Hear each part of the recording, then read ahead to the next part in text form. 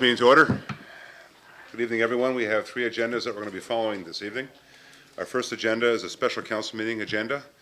This is a planning hearing under the Planning Act, or a public hearing under the Planning Act, and this will be to adopt the adoption of a community improvement plan under Section 28. This will be led by Mr. Aquilina, our Director of Planning, and following that, we're going to be going into our committee of the whole, and then following that, we're going to be going into our council meeting. So with that, I'm going to call upon Councillor Yvonne Doucette to give us the prayer, as well as Mr. Joe Longfellow to lead us off with the national anthem. Councillor Doucette. Nous voici réunis, Jésus, pour le bien de notre communauté. Donne-nous le courage de faire les décisions qui vont profiter nos citoyens. Donne-nous le courage de discuter toutes les possibilités et d'écouter avec intérêt tous ceux qui viennent devant nous. Prions aussi pour tous ceux qui sont malades du cancer et de leur donner le courage d'y passer. Amen.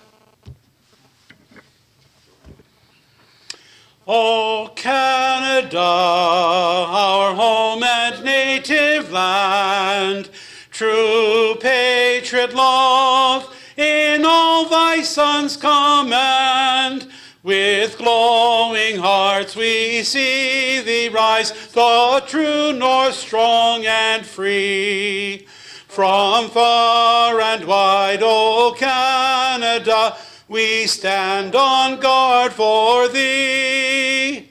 God keep our land glorious and free. O Canada, we stand on guard for thee. O Canada, we stand on guard for thee. Thank you, Joel. As always, well done. Thank you, Mr. Mayor. As always, my pleasure. Members of Council, if I can get a motion to move the agenda, please, or confirm the agenda. Councillor Doucette, Councillor Bodner, any questions or comments? All those in favor? Opposed? That will be carried. Thank you. Are there any disclosures of interest? With none, we'll now hand the meeting over to Mr. Aquilina for the adoption of a community improvement plan under Section 28, the Department of Planning and Development Report number 2012-77. The subject, a public meeting, Niagara Gateway Economic Zone and Center Community Improvement Plan. Mr. Aquilina, the floor is yours. Thank you, Mr. Mayor. Good evening to you, members of council, staff, and those in attendance this evening. As mentioned by the mayor, this evening it's an agenda item for council to consider a proposed community improvement plan for the Niagara Gateway Economic Zone and Center. This meeting is being held in accordance with Section 17 and 28 of the Planning Act. And notice of this meeting was given in accordance with Section 17, subsection 15, Section 22, subsection 1, and Section 3 of Ontario Regulation 543/06 of the Planning Act. Method of notice was published in the Niagara this week in their October the 4th, 2012 edition, and as well, staff placed the notice on the City of Port Colborne's website. The explanation we follow this evening, Mr. Mayor, is I will present Planning and Development Report 2012-77. We will then hear any comments or clarification from council to myself. We will then open the floor if any member of the public wishes to address council. I will then give the announcement respecting the requirements under the Planning Act for written notice. And then I'll give an explanation of future meetings to be before council for the proposed adoption of the community improvement plan.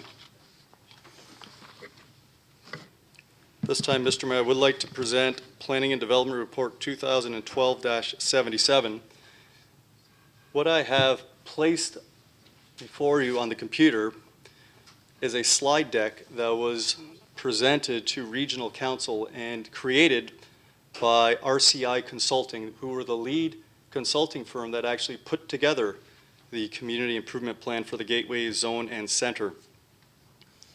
Council will recall that once the growth plan was put in place by the province, it identified the City of Port Colborne as an economic gateway center.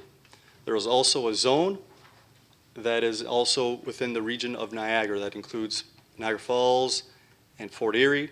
The center includes Welland, Thorold, and Port Colborne. And then there's a growth center for the downtown St. Catharines area.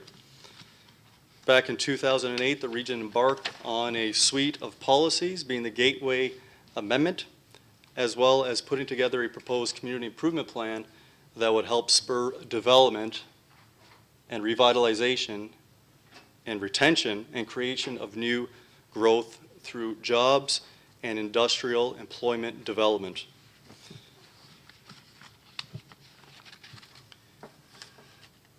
I won't belittle council as to what a community improvement plan is. I'm sure this council, more than any council in the region of Niagara, is quite aware of what a community improvement plan is and what the direction of one is to achieve.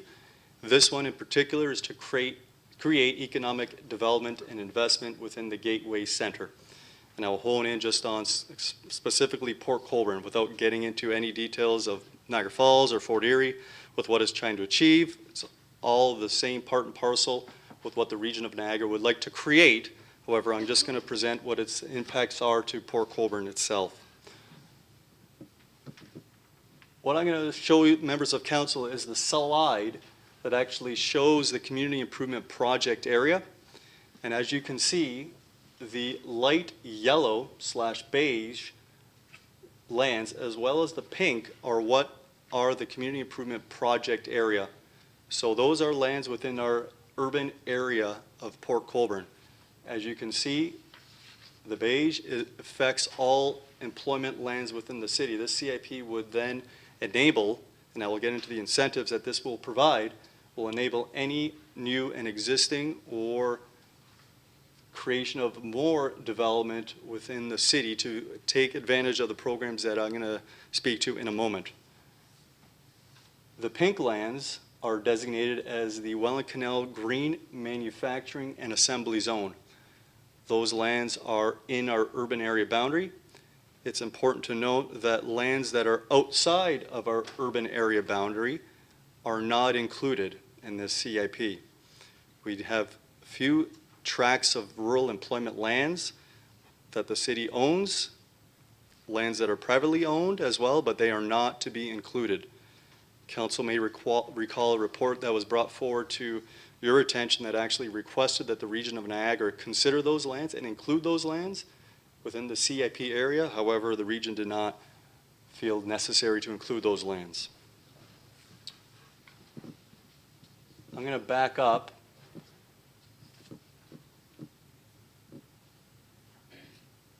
and discuss the two incentive programs that are proposed within this community improvement plan. That being the tax increment-based grant program, and the other one is the development charges grant program. As you can see, what the region had created, and in partnership, in fairness to any other municipality, that there were a lot of municipalities that were involved, a lot of time both at the regional political level, municipal level, and the staff that were involved to create this plan.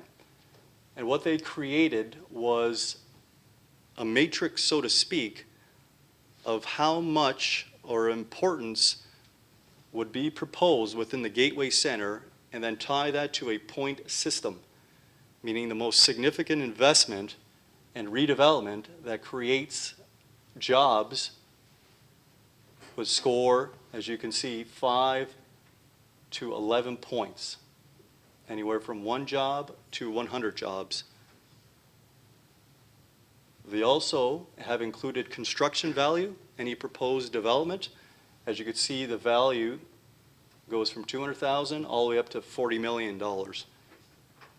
The next category that they have created a formula for is the LEED certification. So if a development is more energy efficient, et cetera, you would have points attributed to that, or if it did not meet LEED certification, you can see that it's proposing to look at the smart growth criteria based on the region of Niagara.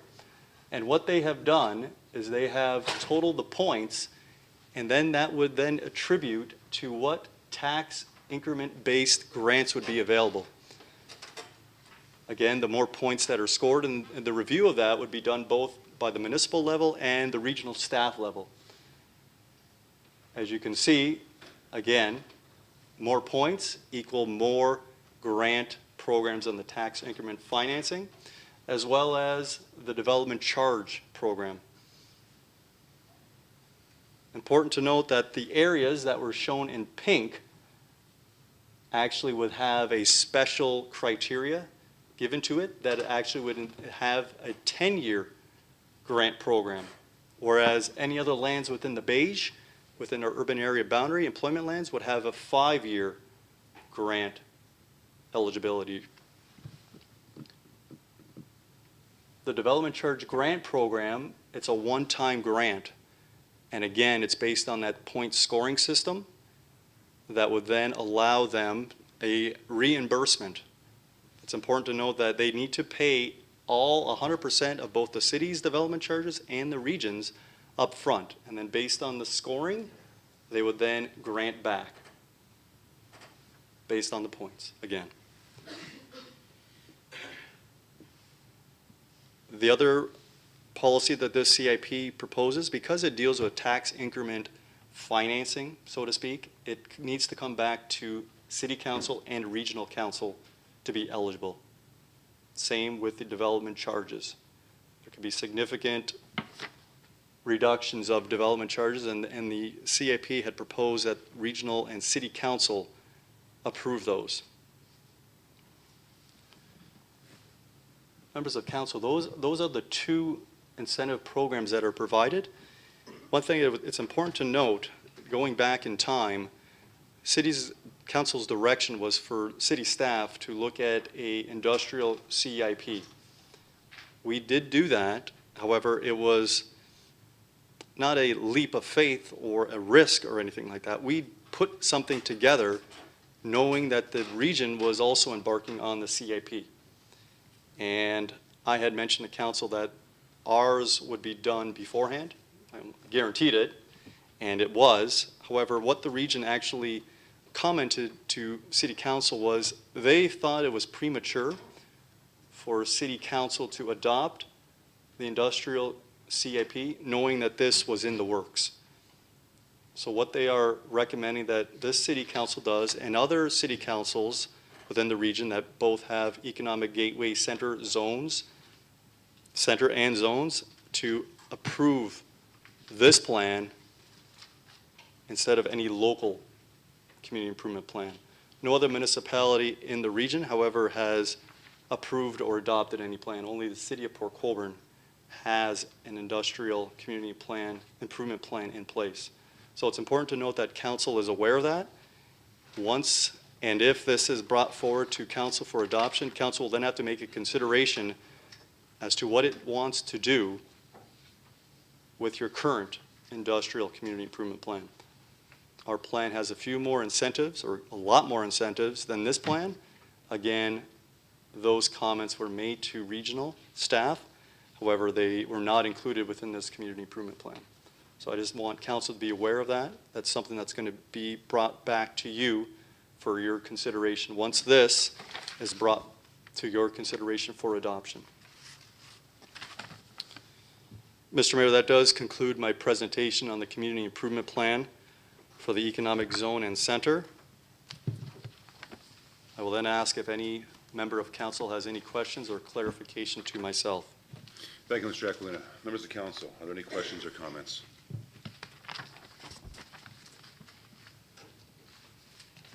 Dan, just a couple comments I wanted to make with respect to the RCIP. You mentioned the fact that our CIP is going to add incentive or more incentives than the Gateway CIP. Having said that, as robust as both CIPs are, when you put them together, I would only assume that they would augment each other. Mr. Mayor, that is correct. However, I don't believe Regional Council will match our local incentives. They want to be consistent across every municipality, and so if we have other programs, I don't believe they will match those. Okay, thank you, Dan. Now, I'll ask the question again.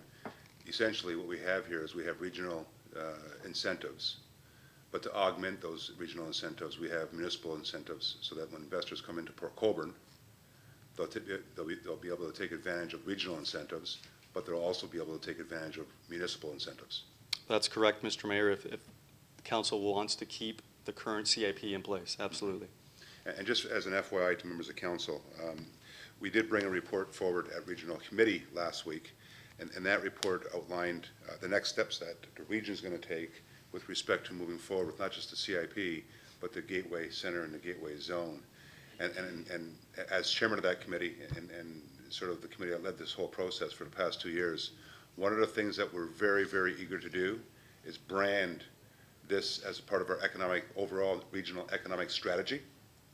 And therefore, we make available both new lands, especially in Port Colborne, the new lands that Mr. Hansen presented to us a few months back that is over 300 acres of land on the east side of the canal that has a canal, rail, and road access. With that, as we just heard from Mr. Aquilina, with those lands comes the incentives from the regional side, incentives from the municipal side, and how imperative it is now regionally and municipally that now we go brand it and market it and make folks out there aware of exactly the lands that we have, the new employment lands that we have available, and of course the incentives that investors can actually take full advantage of both regionally and municipally when investing on those very properties. Councilor Butters? Thank you, Mr. Mayor. I just have a question. So does the recent announcement that Niagara is included in that Southwestern Ontario Economic Development Zone Fund, is that going to be that kind of additional assistance for us as well then? Absolutely. That's a fund that the private sector, now certain components of the private sector, there's things that you can apply for and things that you can't. And I'll be forward as soon as we start our meetings on those policies with respect to the province. I'll have better ideas of exactly what you can apply for and what you can't apply for. But from the onset, they do have some bullets, a list, but we want to just dig a bit deeper just so that we ensure people don't waste their time when making an application. But to answer your question, yes, there'll be an opportunity for the private sector to actually take advantage of those applications at the provincial end to try and get capital dollars for any build or expansion that they might want to embark on. Okay. Further questions or comments, members of council? With none, Dan? Thank you, Mr. Mayor. Before we open up the meeting to those members of the public that wish to address council, I would like to state and read the following. If a person or public body does not make oral submissions at a public meeting or make written submissions to the City of Port Colborne before the proposed community improvement plan is adopted, the person or public body is not entitled to appeal the decision of the city to the Ontario Municipal Board. Further, it should be noted that if a person or public body does not make oral submissions at a public meeting or make written submissions to the city before the proposed community improvement plan is adopted, the person or public body may not be added to a party to the hearing of an appeal before the Ontario Municipal Board unless, in the opinion of the board, there are reasonable grounds to add the person or public body as a party. Mr. Mayor, if I may, I would like to open the floor up to any member of the public that wishes to address council. Thank you, Mr. Aquilina. Are there any members of the public that would like to address council on this report? Yes, sir. If you want to come on up to the podium, state your name, your address.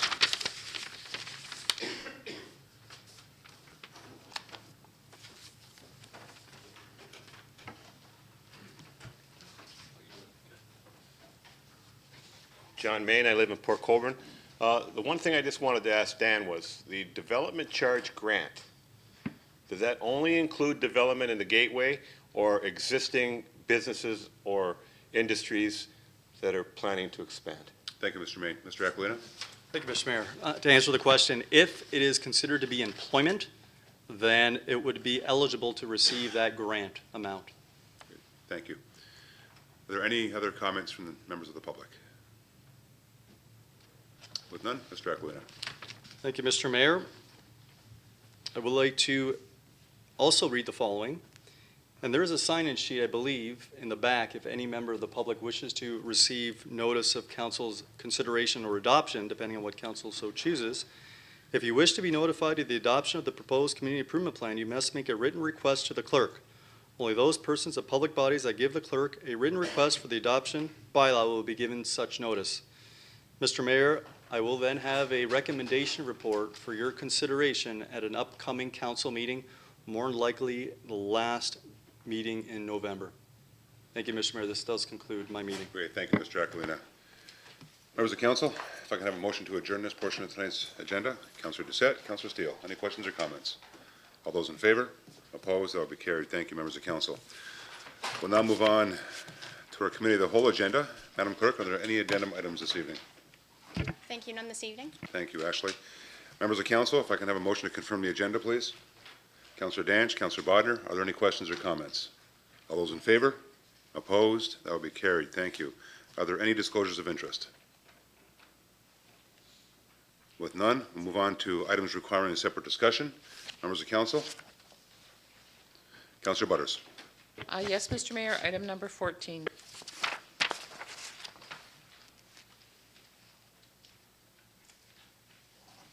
Thank you, Councillor Butters. Are there any other items? With that, I'll entertain a motion for the remainder of the items, please. Councillor Demeray, Councillor Steele. Are there any questions or comments? All those in favor? Opposed? That will be carried. Thank you. We'll now move on to delegations. We have with us tonight, no stranger to the chamber, Mr. Bob Saraceno. Bob is going to speak to us. Well, first of all, Bob's representing as a member of the Royal Canadian Legion, Branch 56. And Bob's going to speak to us about a presentation that was made on September 10th, 2012. Meeting concerning the Aviva Community Fund application for a community stage over at King George Memorial Park. Bob, as always, welcome to the chamber. Thank you very much, Mr. Mayor. Staff, ladies and gentlemen, members of the Royal Canadian Legion, Branch 56. I'll be as brief as possible, Mr. Mayor. My name is Bob Saraceno, and I'm a member of Branch 56 Royal Canadian Legion, and I will be making this presentation on their behalf. My reason for being here relates to a presentation made to this council on September the 10th, 2012, regarding a proposal of a community stage project to be built at King George Memorial Park. As you are all well aware, that Branch 56 has played a significant role in the development of King George Park over the many years. That being the placing of the 105 millimeter howitzer gun to commemorate the Royal Canadian Legion's 75th anniversary in 2001. We made that presentation to Council on March 26, 2001. The placing of the D-Day benches marking the 60th anniversary of D-Day in 2004. We made that presentation to Council on March 22, 2004. The Veterans Way footpath in celebrating the Year of the Veteran in 2005. We made that presentation to Council on February the 14th, 2005. These memorable and historical events are very significant in Canada and our city's history. As a tribute to our fallen soldiers and veterans who fought and died for the freedom and democracy that we all enjoy today, may I say that in World War II, Canada as a country of 11 million people, of which 1.1 million men and women served, and that 45,000 were killed and 55,000 were wounded. What a price to pay for our freedom. Therefore, Mr. Member and members, we are asking this council for information regarding King George Park that should this community stage be built, what impact will this have on these memorable and treasured articles of remembrance, namely the howitzer, D-Day benches, and Veterans Way footpath. We are requesting this council, Mr. Mayor and members, that these articles of remembrance remain where they are as they are now. So, Mr. Mayor and members, I think it is very important to note of a few facts regarding these articles of remembrance. They are located in the park. I'm sure everyone has seen them. They have made a tremendous positive impact on our city's rich cultural and historical heritage, as well as an enhancement to our downtown and our city's identity, and has provided a tribute to our fallen soldiers and veterans in grateful appreciation in preserving our freedom and democracy, whose sacrifice will never be forgotten. Mr. Mayor, for the benefit of those members of council who were not on the council of the day when these implementations of these articles of remembrance were made, I would like to give a very, very brief history of King George Memorial Park, and I will only take excerpts, Mr. Mayor, of that park. The park location was originally Port Central School, and then later became the city's second city hall. The school was built in 1865. In 1915, that school year, the property was sold to the municipality. 2 years later, it became the new town hall when port status changed from a village to a town under Mayor DeWitt Carter. That same year, in 1918, the Port Colborne Humberston branch of the Great War Veterans Association was formed with 12 members. The association set up its clubhouse on the second floor of the town hall and shortly after changed its name to the Royal Canadian Legion in 1926. The Legion members remained tenants until 1944 when the group moved to its current location across the street. It officially became King George Memorial Park on July the 1st, 1936. There was a dedication of a flagpole from the Port Colborne Gyro Club that was part of a day-long veteran celebration sponsored by the Port Colborne branch of the Canadian Corps. Prime Minister William Lyon Mackenzie also sent greetings to the town that day to recognize the service of these gallant men that have rendered to the Dominion and to the Empire during the trying years from 1914 to 1918. Thousands of veterans from across Canada and some from the United States came to Port Colborne for the official ceremony at King George Memorial Park. That park has a long and rich history to our community. Over the past 7 years, we have added the gun, the D-Day bench, and Veterans Way footpath. It still has the original flagpole that is now there presently. The park is as significant as it serves as a reminder to the community of the war years, and those especially with added artifacts. We must preserve the history of our city. In order for us to look to the future, we have to first reflect to the past. During the Second World War, many of our boys would meet at the park with their families to have pictures taken. There were also various rallies held there to get people to buy war bonds. And Mr. Mayor, the park has a significant impact on our city's culture. And in that park, during the Second World War, many of our servicemen who were going overseas met at that park. And they, with their families and their friends, for pictures, and then they were transported from there to embarkation points. And I have a photo here of some friends of mine, Mr. Mayor. Don Ford Sr., Art Horton, and Don Ford Jr. Don Ford Jr. was a very close personal friend. He passed away a year and a half ago. His father and his uncle, they were there taking the picture before these gentlemen were going off seas. So, Mr. Mayor, it's very emotional, and I can go into a great length of detail about this, but I've been here many times before, speaking on behalf of my colleagues and friends of Branch 56. But I would ask you, Mr. Mayor and members, in closing, that each member, when making your decision on the proposed community stage project, to pause and reflect and to remember the sacrifice that our fallen soldiers and veterans have made to our country, and that by remembering them, we honor them by these articles of remembrance placed in the King George Memorial Park by the Royal Canadian Legion, Branch 56. Mr. Mayor, that pretty well concludes my presentation. We are here for information purposes, as we understand that there was a proposal made also by a Viva Community Fund and for the erection of a community stage. So the Legion has spent considerable hours and manpower in putting together what we have in this beautiful park downtown. And I've traveled throughout Canada and throughout the United States, and we're very blessed to have memorabilia which signifies to preserve the heritage of our fallen comrades who preserved our freedom and our democracy so that we may enjoy the freedom that we enjoy today. And it's a testament to them. And I think it's incumbent upon us to remember our history. And our history is very long and very, very rich. And Port Colborne over the years has always been very supportive of the Royal Canadian Legion and all veterans. And I would ask personally that members of council, when you're making your decision about the community stage, that you pause and reflect and think of the men and women who paid the supreme sacrifice so that we may be here tonight to enjoy the way of life that they led the way and have provided. So whatever information is available, we certainly would appreciate that. We have an vested interest in that by obtaining the howitzer and the Veterans Way and the D-Day benches. And I know I've spoken with some of the veterans over the past few weeks, and they were very, very moved by this. And so it's with the hope that you would take those factors into consideration when the decision is made.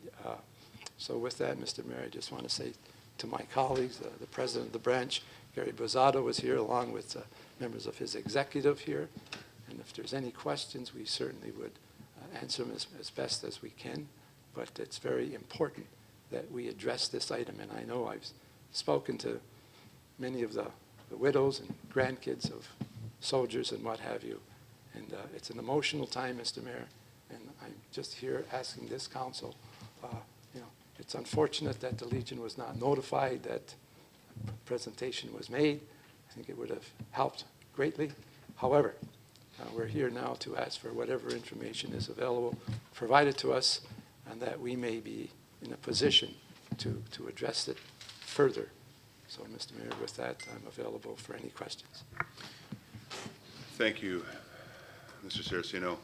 And I do want to thank all the members from Branch 56 for also taking the time this evening to come on out and address this issue. Just for members of council, for a refresher, Bob's comments and response is to a delegation that we received back on September 10th, 2012.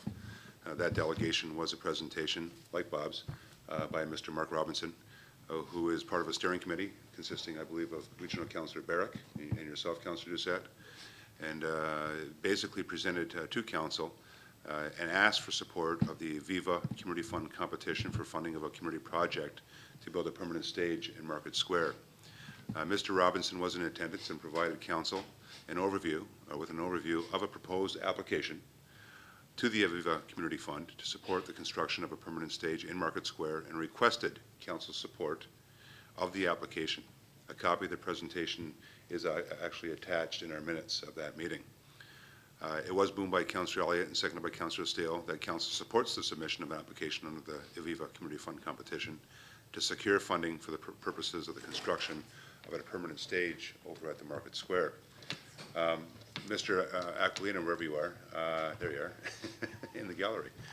Dan and I actually talked about this before the meeting, and I asked Dan where they're at, and Mr. Aquilina did make mention that the intent is to bring the committee together along with planning and the BIA to start discussing this. May I suggest that we also include representation from Branch 56 to be a part of that team, to then therefore ensure that all the interests are being looked after with respect to those that are contained within King George Park. Mr. Aquilina, any comments to make? Thank you, Mr. Mayor. Absolutely, you're correct. I believe the thrust of it was just to apply. Council's direction was, if successful, we would come back to this council for determination to develop it. So premature in the sense that we don't have any word whether it's approved or not, but absolutely, if it is approved, then we will sit down with the region and members of the BIA and the committee to bring something forward to council that everyone can support. Okay, thank you, Mr. Aquilina. Councillor Doucette. Thank you very much, Mr. Mayor. I thank everyone for being here, but maybe it should have been made clear. I was hoping that the people from the Legion had been told this. It will not happen. The stage will not happen and will not get my support. And I believe the steering committee, we've all discussed this, if anything from the Legion is touched. It's as simple as that. And that was the first meeting we had. I made that very clear, and I was under the impression that that message got back to you people.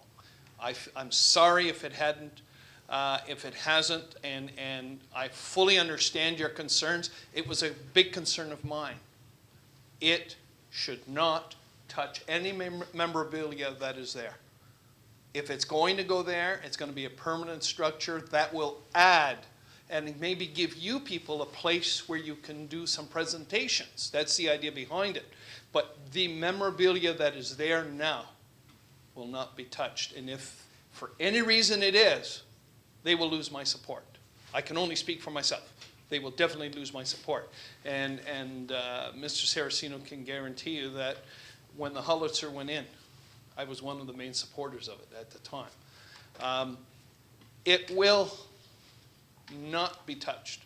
And if it is, I cannot and will not support it. Even though I'm on the steering committee, I will not support it because anything that has to do with the Legion cannot be touched.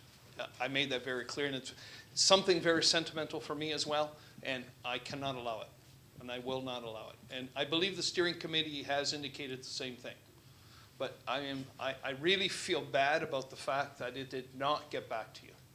And that should have been one of the first things that should have gone back out. And I apologize for that. Thank you, Councillor. Councillor Demeray? Thank you, Mr. Mayor. Through you to the whole region delegation and Mr. Saraceno. First of all, thank you for coming and bringing this to our attention. Secondly, I'd like to let you know that in my mind, the Legion and that park are absolutely linked, and I would always consider that. But mostly, I would like to say I'm not sure that we made it through the first round. The round is closed. Okay, and if you're out of the first round, you're not likely to go forward, correct? Hold on a second. Hold on a second. I'll let Councillor Doucette. Councillor Doucette, if you want to answer that question, please. I'm sorry. Second round voting has started today, and we are in the second round voting. Okay? People can vote for that particular project as we speak right now. Okay? Now, if we don't make it out of the second round, it's possible that at that point it'll be dead. I'm not sure. We definitely didn't make it through the first round, but there are 2 rounds of voting, and this is the second round started today, and we hope everyone is going to vote for it. Thank you, Councillor. Councillor Demeray? Thank you, Councillor Doucette. So it's very simple. If you don't want it, just don't vote for it. And that makes it a lot simpler. And if you do want it, you would support it. Thank you, Councillor. Any further questions or comments? If you want to come on up and join Bob, you're more than welcome.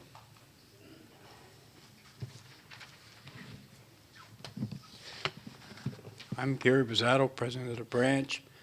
What do you mean you went through your first round? Could you please explain? You went through your first round of discussion, and you're going through your second round of discussion, whether approve or not. If you approve, what does that mean to us? Could Councillor you please Doucette? explain?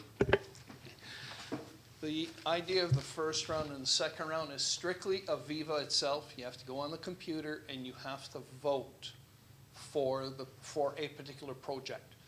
These are projects from all over Canada. This is one project of hundreds and maybe even thousands of projects. The first round of voting was over the summer, and the second round of voting started today and I believe finishes November 2nd or 3rd, in there somewhere, okay? And all the first round and the second round means is that we are looking for people to vote for the project so that we can move on to the next step. If for any reason we don't make it through those 2, we didn't make it through the first, so we've gone to the second. If we don't make it through and get enough votes for the second, it may die right there. And that's exactly what Councillor Desmarais was indicating. What happens if it gets through the second? What's the explanation? Where do we go from there? Councillor Doucette? The information I have at that point, through you, sir, is that it will go to a committee within Aviva that will decide on the top, I believe, 30 projects. They give about $150,000 maximum to every project. That's free money that they just give out, okay? At that point, if we are approved, once that committee gets together, then they tell us we are, and then at that point, we really have to get a hold of planning and get a hold of the Legion, get a hold of everyone, and start developing a plan and start developing all the architectural drawings necessary to be able to do this. The BIA is aware of that, and BIA are also working closely with us. And the idea behind it is to develop something that is useful to anyone that uses the park. That's the idea behind it, okay? It does not, and it will not, and it should not ever replace or destroy anything that is already there. That is the plan, and that was the plan that we put out. Thank you, Councillor.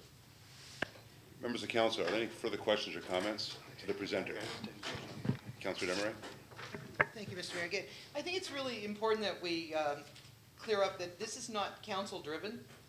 This is something that, it's almost a private initiative, it actually is.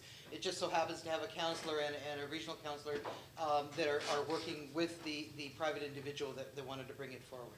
So that's very important to know that. It's just, it's a gamble. You're throwing a bid for funds that are out there, out to Aviva, and hoping that you will have enough community support hitting the vote for button to make it go forward and to get those funds. And even if we do make it to the last round, there's still no guarantee. I mean, you know, it's a very difficult thing. A lot of communities are in the running for this. So just so you do know, it's not council driven. It will have to come back to council though before anything can be done, even if the funds are won. Thank you, Councillor. Are there any further questions or comments from members of council? Mr. Mayor, I take it, and then Mr. Saraceno? you will advise us at the Legion how it progresses along? Then? Well, it's twofold. If I may, it's twofold. I think one, yeah, the quick answer is yes. I think if we become successful, if Aviva passes the application and we pass the test, so to speak, absolutely. I think the more partners that are obviously involved, the better, especially those that are affected, the Legion, the BIA, and of course the folks that put the application in. But I think add to that, even with the CIP, even with the community improvement plan that we're embarking on in the downtown as well, we should have a member of the Legion on that process as well, because this is just King George Park, but the whole surrounding area is also going to be looked at as being improved as well, and I think it would be appropriate to have a member of the Legion on that team as well. Okay, then you will send the Legion a letter to that effect, then, Mr. We'll do that, Mr. Aquilina, if we can do that, and that way we can have some representation from the Legion on both the CIP process with the BIA as well as this application process. Okay, so if anything further transpires in the meantime, We'll let you know. through your office, Absolutely. advise the Legion. Absolutely. And members of council, I don't want to underscore this. It's a very, very, very important issue for the Legion and for all veterans alike on this. And certain rumors start to circulate. Well, we have to react to those because they are our treasures there. And if you'll notice, I qualified that by the articles of remembrance. And each of those items, the walkway, the gun, and the bench, are very, in my view, very, very memorabilia. And especially with the Poppy Week getting underway now, and Remembrance Day is upon us. And certainly it's a time that each one of us as Canadians reflect on the past of what those men and those women made the sacrifice. And naturally we're here to protect their interest because they protected our interest. Now it's up to us to look after their legacy.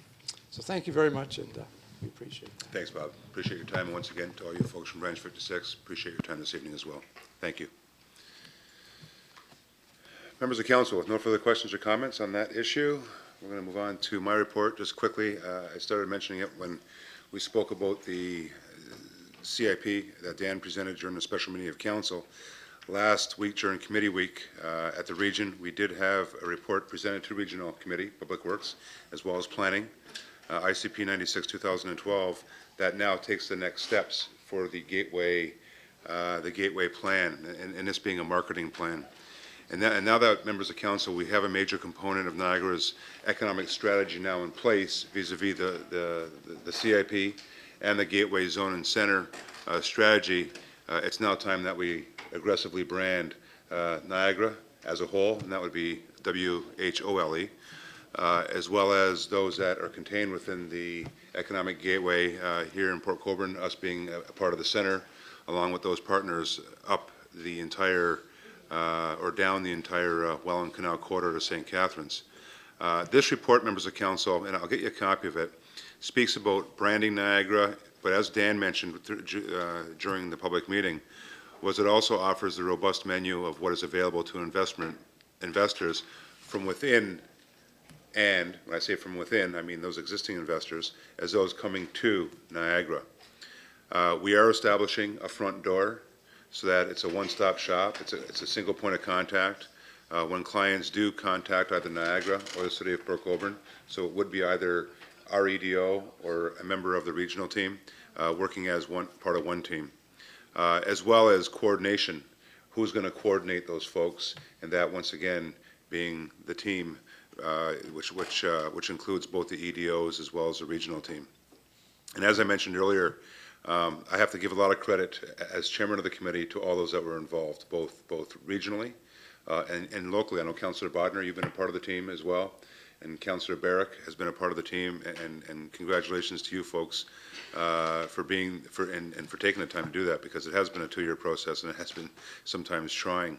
But this committee-led process worked extremely hard and did bring forward, in the end, goals and based on deliverables that we've tried to achieve. And quite frankly, members of council, we have accomplished the deliverables that we were handed. Here we are 2 years later, and that job is done. Now it's a matter of taking the next steps to brand and market what we've created as part of this overall Niagara region economic strategy. It includes, as Dan mentioned earlier, the substance to the gateway designation as outlined within Dan's presentation today, as well as within the report that we were presented last week in committee. I believe the Gateway Committee is now going to move forward. My recommendation to Regional Council is for that committee to move forward with what we've produced and give it legs, implement it, give it a time of implementation. And as mentioned above or earlier, giving depth to the report with respect to both the branding and letting people know globally what in fact we have to offer here in Niagara. Finally, members of council, is with respect to governance and how we're going to move forward with the governance of that committee. And once again, it's recommended that I've recommended to Regional Council that committee now bring its efforts toward implementation, making it more of an action team.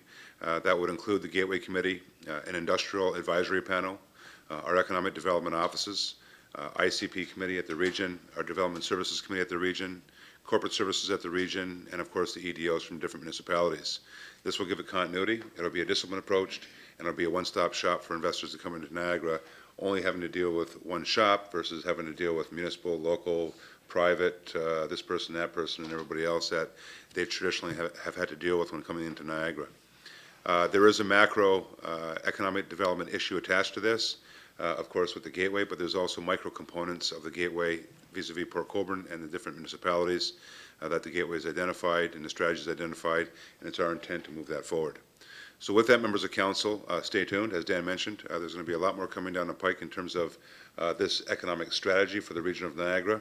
But I think, quite frankly, Port Colborne is well poised, because when it comes to the economic gateway center, there was a reason why we were designated as that, and that being the infrastructure that we have in place, the Welland Canal, the rail, the road, and of course our proximity to market. So with that, we're on our way. It's just a matter of now letting the people know from all across the world what we have to offer with both land base, development-ready lands, as well as the robust menu of incentives that are attached to that land base. So with that, are there any questions or comments? With none, we'll move on to the regional councillor. Councillor Barry does give his regrets this evening, so if there's any regional council questions or comments, I'll take them. With none, we'll now move on to councillors' items. New business. Members of council, Councillor Doucette. Thank you very much, Mr. Mayor. In looking in the correspondence that came to you that you share with us, there was a letter that, when I read it, disappointed me completely. And I had also seen the sign in front of the building. It is one that indicated that the Caisse Populaire will be moving to a different area of the city.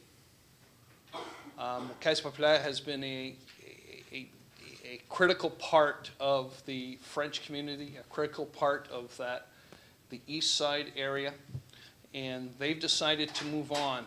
And by doing that, they are now leaving the east side with no banking system at all. The only banking system we had was that one there on the east side. Okay? If there was ever an issue with getting somewhere, you knew where to go. They are now leaving. I am extremely disappointed, and I made it very clear to one of the board of directors that, after all I'm concerned, they are abandoning their roots. And I believe they are abandoning their roots by doing what they're doing. And I wanted to make it public. I mean, They have a right to do whatever they can and whenever they want, but I think it's a wrong move, and I believe that it is one that will hurt that community.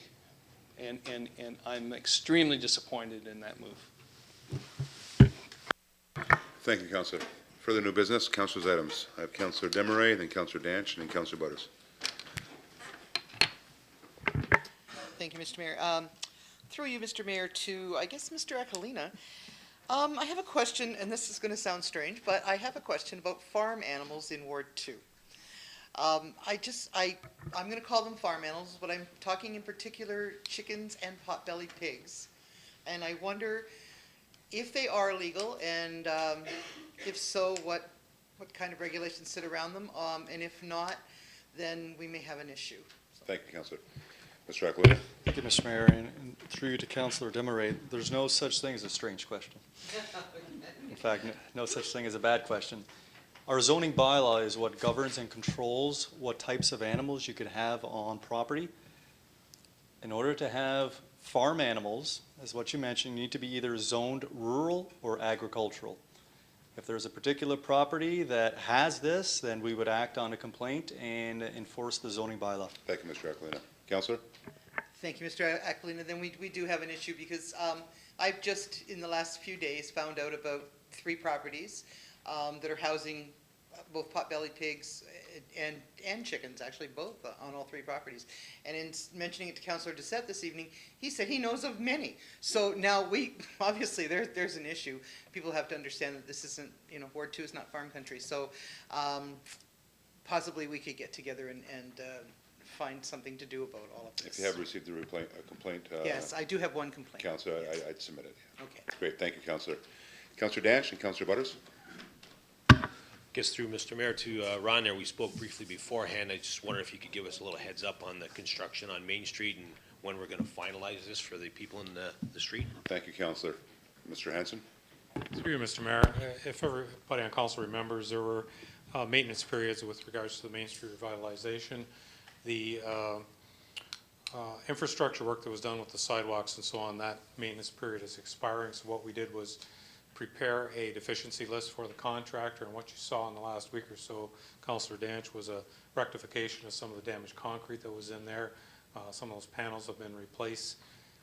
And if you remember, also the vegetation that was put in, the tree plantings and so on in the planter boxes, there's a 2-year maintenance period on that. So we're in the process now of finalizing all the hard services in terms of concrete and so on.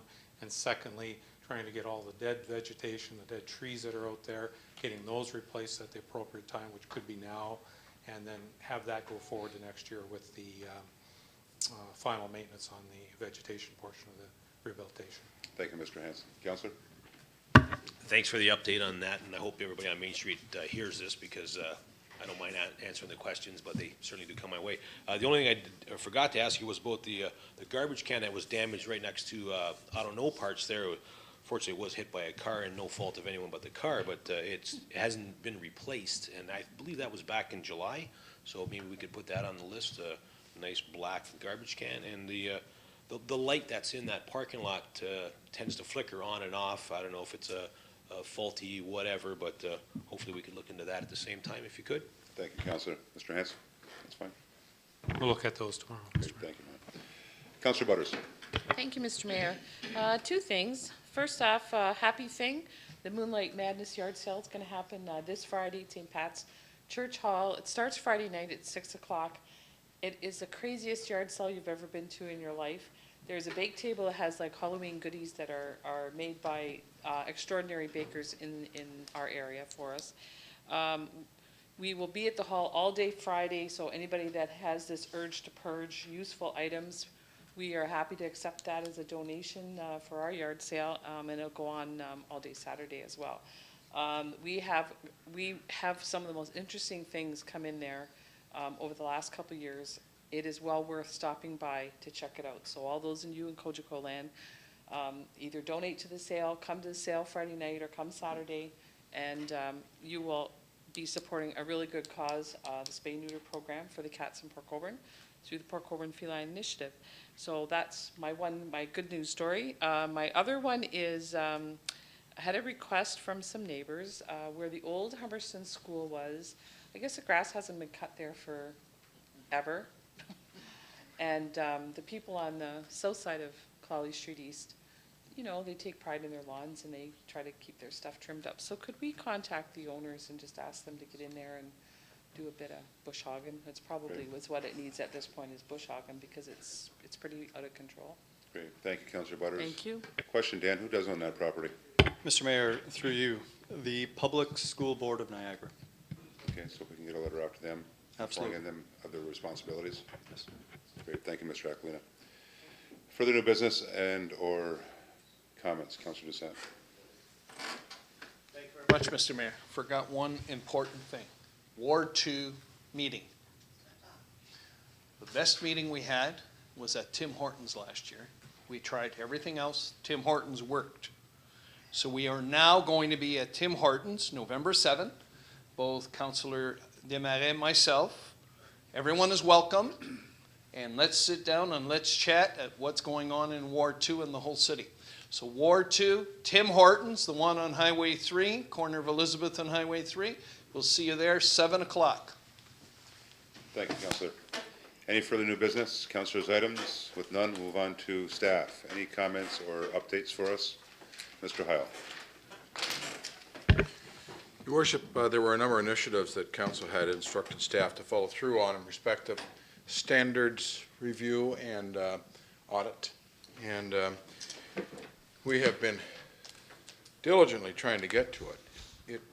It was the decision, the final review with Council was late April, and then the summer rolled around. We just haven't been able to dig right into it the way we should have. And it's not an excuse, it's just that we just haven't been able to get to it with so many things going on.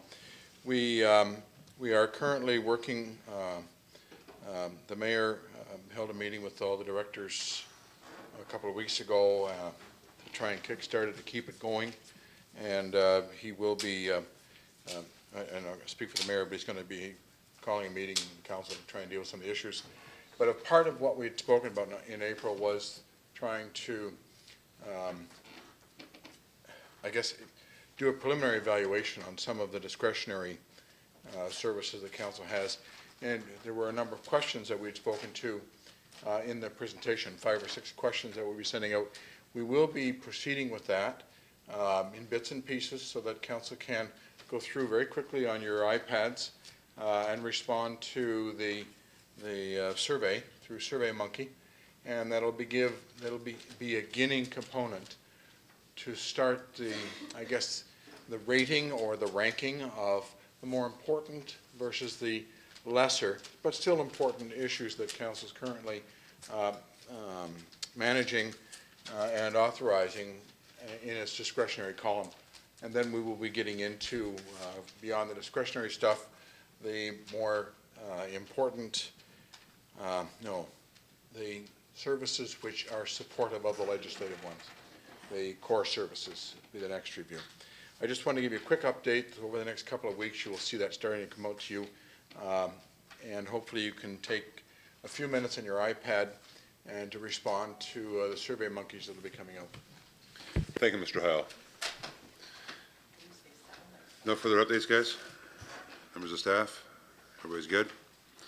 Excellent. We'll now move on to the adoption of the minutes. I do have a set of minutes here of the 23rd meeting regular of Committee of the Whole, dated October 9, 2012. Mover and seconder, please. Councillor Bodner, Councillor Danch.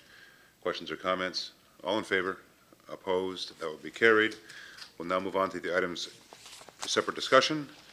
Councillor Butters. Thank you, Mr. Mayor. I have I asked to have item number 14 to be lifted. It deals with the City of Welland's request for endorsement of their petition to the Legislative Assembly regarding Dr. Kevin Smith's Niagara Health System report to the Minister of Health and Long-Term Care and the proposed changes to the hospital services in South Niagara. And it says here that the resolution received from the City of Welland regarding request for endorsement, a petition to the Legislative Assembly regarding Kevin Smith's Niagara Health System report to the Minister of Health and Long-Term Care, proposed changes to the hospital services in South Niagara, be received and be referred to the South Niagara Healthcare Corporation. Thank you. Do I have a seconder to that, please? Councillor Bodnar. Questions or comments? Councillor Butters. Yes, Mr. Mayor. When I saw this, I can see that, that it could be useful for the, our South Niagara Healthcare Corporation to have some review of this petition. But I also felt that time is of the essence here as well. I think the petition is fairly worded in a fairly simple, straightforward way. I've talked to an awful lot of people since that petition went out, and to some of my friends in Welland, and certainly a lot of people in Port Colborne, and there's a great concern about retaining the services at Welland Hospital. That worries a lot of people. They're worried, if they're going to have a baby, they want to be able to make it to the hospital. They have their appendix out. They don't want to have to travel to the other end of the world. I would really like to see this council support that petition, that endorse it, make the petition available actually in our city hall and at our library, for example, to have our residents a chance to sign it. And I think it's an important thing that we do stand together with our neighbors on this. I don't see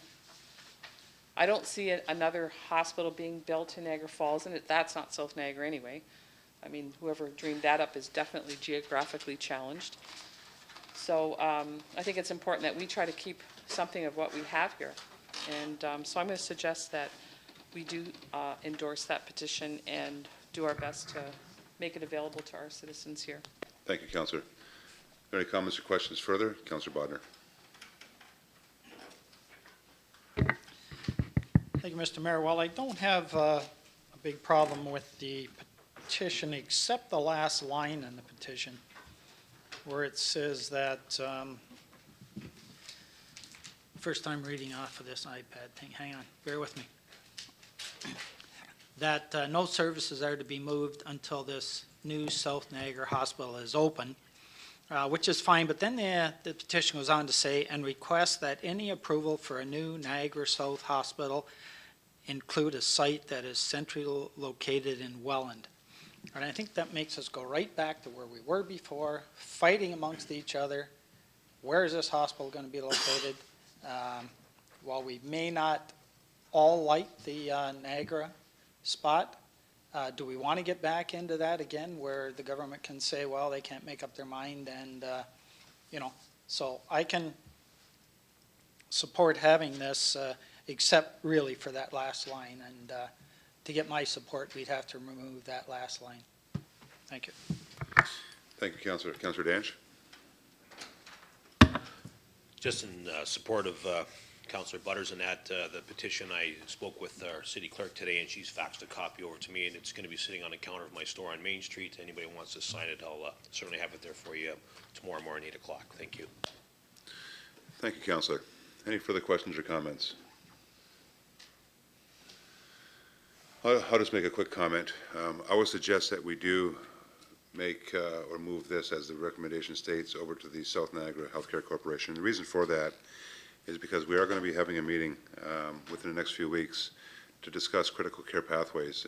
And I think we have to ensure that before we move forward, and this was the criticism that I threw at Dr. Smith just a few weeks ago, before we move forward with any direction, that we should in fact allow the minister to recognize the critical care pathways that we're going to establish. And quite frankly, the only folks that can establish that are the folks that are into the business, the docs and folks like that. Our intent is to have a meeting with South Niagara and bring an expert panel, a true expert panel on board to look at, and Ms. Fairchild is leading this charge as we speak, to look at what is in the best interests, as Councillor Bodnar related to, of all South Niagara, including the city of Port Colborne. And I think that's critical to recognize that before we move forward with any recommendation that's been contained from any resolution from municipalities or even Dr. Smith for that matter. I will caution council to be very careful what you wish for. with respect to what's outlined in this petition or any other recommendation that's coming out of municipalities right now. Because at the end of the day, we have to ensure it's in the best interests of all of South Niagara, including the city of Port Colborne. So I would really like council to consider the recommendation that's put before them, that was moved and seconded, and allow those in the business to make the decision with work and due diligence being completed versus, and I'll call it, a reaction around a political horseshoe, as we have here in the chamber. We do have the City of Welland as part of the South Niagara Healthcare Corporation, and this was one of the things that actually Mr. Campion and I discussed that would be on the agenda, one of the first things we want to discuss on the agenda as South Niagara.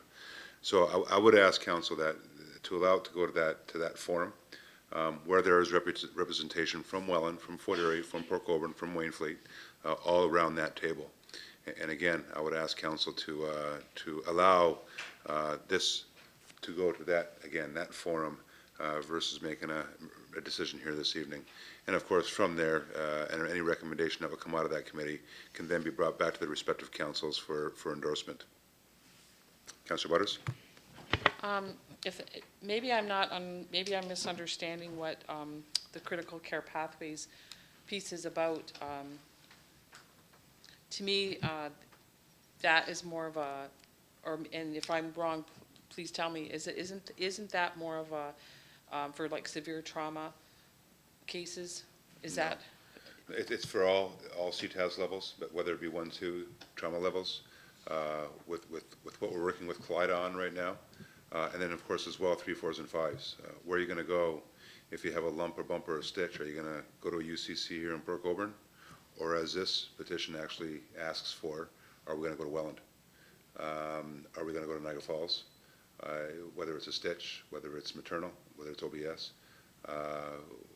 Again, we want to ensure that all of South Niagara understands the recommendations that are being made here, including the implications to the individual municipalities. I'll leave it at that. Okay, so is this critical care pathways panel going to examine that as a whole then? Yes.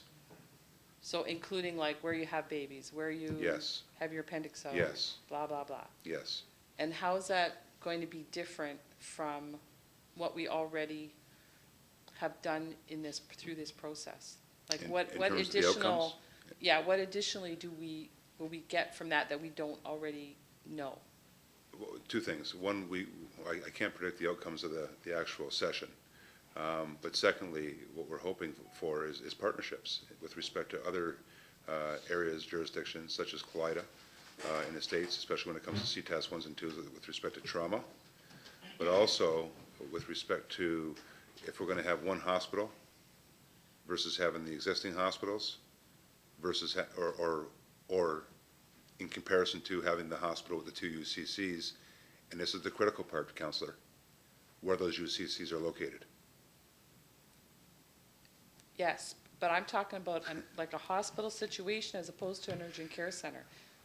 So why wouldn't that critical care pathways panel be looking at the UCC issue and where they should go? Because we don't have like a hospital now. And we've already been told that. That's my point, Councillor. The UCC isn't going to be there anyway. Well, no, they didn't say that. Well, they said they're not going to be kept in the hospital. The existing facilities. Existing hospital. So Right. that means it could be obviously in another bricks and mortar, they're not going to put them in a tent, obviously. I'll put it right? this way. The UCC can be here in Port Colborne. Right. It can be in Welland. It can be in Fort Erie. It could be It can be anywhere. on site. Yeah. What this process will do would be to allow us to recognize where the UCC should in fact be placed. Okay, so I guess my difficulty is that I don't see what some inherent harm in endorsing the recommendation to keep the Welland Hospital open, because it's not at the expense of a UCC. It's not like to not include that, from the way I read it. This petition may in fact ask that the UCC be placed in Welland. But it doesn't ask for that. It No. asks for the Welland Hospital to stay open. Or a UCC, because they've already said that the Welland Hospital is not going to stay open. Hence my Well, point. And what I'm saying is it still is open. We don't have anything here left except the UCC. And if we lose the Welland Hospital, then we're really Okay, cooked. thank you, Councillor. Okay. Members of council, further questions or comments? All those in favor of the recommendation that's put on the floor? 1, 2, 3. Opposed? 1, 2, it's lost. Or, I'm sorry, it's passed. Thank you.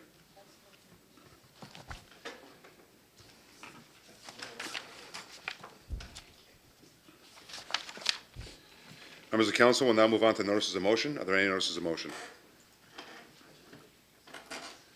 With none, motion to adjourn this portion of the meeting, please. Councillor Steele, Councillor Bodnar. All those in favor? Opposed? That'll be carried. Thank you, members. We'll now move on to the council part of our agenda, members of council. Madam Clerk, any addendum items? Thank you, Mr. Mayor. No, they're not. No, they're not? No, there's there are not. Sorry. Thanks, Ash. Members of council, confirmation of the agenda, please. Councillor Danch, Councillor Steele. All those in favor? Opposed? That will be carried. Thank you, members. We do have 2 sets of minutes to adopt here. Any disclosures? No disclosures? 2 sets of minutes. We have the minutes of the 38th meeting regular of council dated October 9th, 2012, and the minutes of the 39th meeting special of council October 11th, 2012. Mover and seconder, please.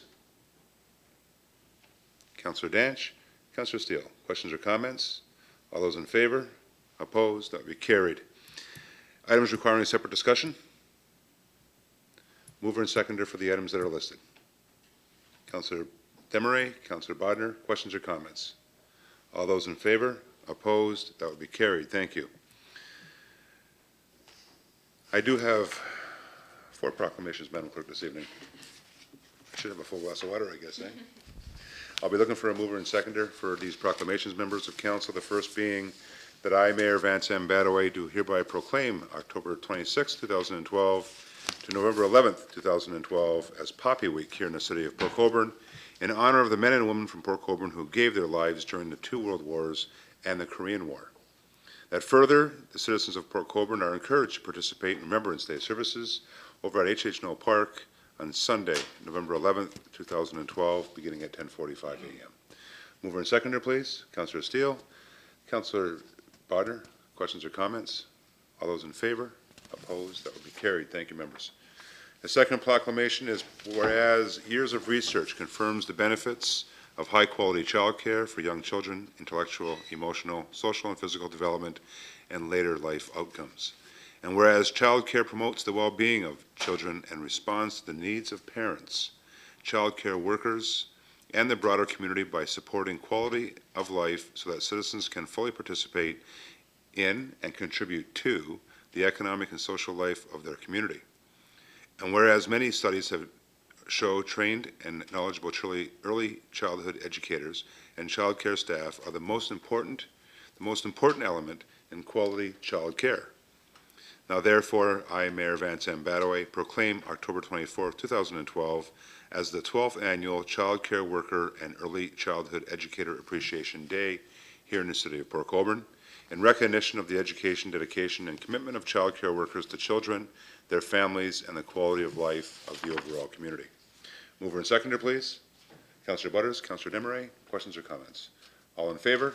Opposed? That will be carried. Thank you, members. The third proclamation is that whereas in the face of crime of conflict, restorative justice offers a philosophy and approach that views these matters principally as harm done to people and relationships.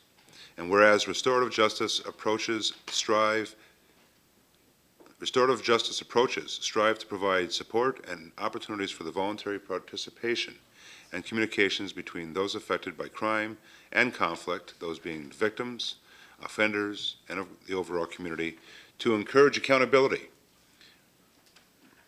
to repatriate, and a movement towards understanding, feelings of satisfaction, healing, and a sense of closure. And whereas this year's theme of Restorative Justice Week is Diverse Needs, Unique Responses, it is an opportunity to learn about restorative justice, educate and celebrate along with our communities across the country during that particular week. Now, therefore, I, Mayor Vance M. Badaway, proclaim the week of November 18th to November 25th, 2012, as Restorative Justice Week here in the city of Port Colborne. Mover and seconder, please. Councillor Steele, Councillor Desmarais, questions or comments? All in favor? Opposed? That will be carried. Lastly, that whereas Port Cares is a unique community organization in Port Colborne that provides leadership, support, and resources to improve quality of life. Port Cares, members of council, is caring for our community. And whereas Port Cares has requested and Port Colborne City Council has approved the observance of a Port Cares Week to be held during the days of November 23rd to November 30th, 2012.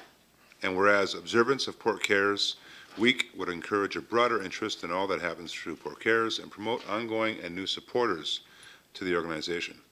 Now, therefore, I, Mayor Vance M. Badaway, proclaim the week of November 23rd to November 30th, 2012, as Port Cares Week here in the city of Port Colborne. Mover and seconder, please. Councillor Butters, Councillor Desmarais, questions or comments? All in favor? Opposed? That will be carried. We'll now move on to the minutes of boards, commissions, and committees. I have one set of minutes, and I'll be looking for a mover and seconder. The minutes of the new Community Center Advisory Committee meeting held on August 21st, 2012. Mover and seconder, please. Councillor Steele, Councillor Bodner, questions or comments? All in favor? Opposed? That will be carried. Notices of motion. Are there any notices of motion? Madam Clerk, you're up. Introduction of the bylaws. That the following bylaws be read 3 times and finally passed. Bylaw 5, 8, 6, 8, 12, 12212 being a bylaw to authorize entering into a bulk water sales agreement with Village Enterprises Water Haulage. And finally, bylaw 586912312 being a bylaw to make an appointment to the Accessibility Advisory Committee. Thank you, Madam Clerk. Mover and seconder, please. Councillor Danch, Councillor Doucette. Questions or comments? All in favor? Opposed? That will be carried. Madam Clerk, confirmatory bylaw, please. That the following bylaw be read 3 times and finally passed. Bylaw 587012412 being a bylaw to adopt, ratify, and confirm the proceedings of the Council of the Corporation of the City of Port Colborne at its special and regular meetings of Council, October 22nd, 2012. Thank you, Ms. Grigg. Mover and seconder, please. Councillor Desmarais, Councillor Danch, questions or comments? All in favor? Opposed? That will be carried.